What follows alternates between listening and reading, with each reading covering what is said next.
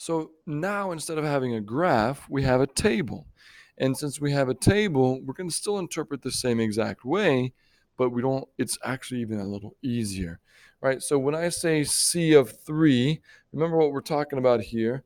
We're talking about the number of miles that you have to travel and delivery charge, right? So you think about Uber Eats, about DoorDash, whatever it might be. Um, these are some pretty steep delivery charges, but it looks like if you're traveling 1 mile, the delivery charge is going to be $14. So we have this table that we then need to interpret. So C of 3, this first one, what would that actually equal? C of 3, we go down to the 3 mark, and that actually equals $28, right?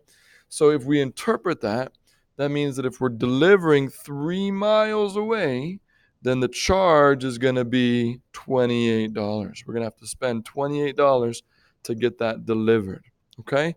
So take a second, try each of these out with your neighbor, make sure everyone's on the same page, and get these all kind of filled in. I'm going to skip down to the kind of the last one here again, or we'll do the middle one real quick. Delivery charge of 5 miles. So that's going to be C of 5. And the delivery charge was $42. I'm going to jump to this one. Where was our delivery charge? $21. At what point? So you just come back over again. You look for where we're at $21. Had to be 2 miles away. So C of 2 equals 21. So that's kind of the meat and potatoes. That's what we're getting at today. That's what we're trying to get you to really understand. So not only evaluating a function, that's what we're doing here. So evaluating from a table, evaluating from a graph, reading those graphs correctly. But most importantly, the hardest math component is actually evaluating by algebraically plugging it in and seeing what you get. You'll definitely have one of these quiz questions, number 2 here. I'd remember this one. They're going to have a quiz question like that where I give you the domain and I ask you for the range. So you have to find all of those individual values. But what we're going to do last here is an activity that you're going to have to decide whether something is a function or not. So in your pairs, not individually, but in your pairs, you're going to get one of these sheets. The white one says function or not a function. And then you have a blue one that has a bunch of different rectangles on it. And I've got some examples here on the screen. So take a second to cut out all of those blue rectangles.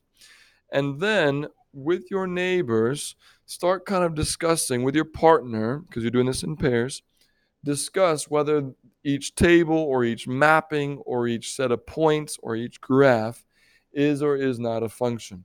So I'll give you some hints on these right here.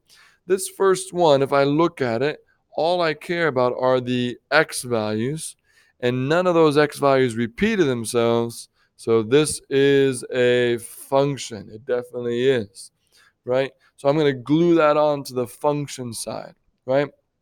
And then I think I'm trying to see if any of these examples that I have here are not a function. It looks like we're actually all of these are gonna be functions. So I got the 4 I picked are all functions. Why? Well, this is mapping 1 to 1. You're just mapping them all right here. Let me make this one look like it wouldn't be a function. This mapping would not be a function if, let's bring it over here, if this 1 in a mapping, let's say this 1 was going to 1 here, but was also trying to go to 2, right? The analogy there that we've talked about briefly is that these are the people that are trying to go to parties, and the parties are over here. We're having some birthday parties, right? The parties are over here. 1 is having a party, and 2 is having a party. It is impossible for this guy right here to somehow physically be at both places at the same time. You can't go to both parties. So that would make this not a function. Obviously, I changed this example, but if it tries to go to more than one y value, more than one range value, it's not going to be a function anymore. All right. So this one right here looks like it would be because none of our x values repeat. 4, 2, 1, 10, 0. And this passes the vertical line test. So that would also be a function as well. As long as it passes those tests, then they are functions.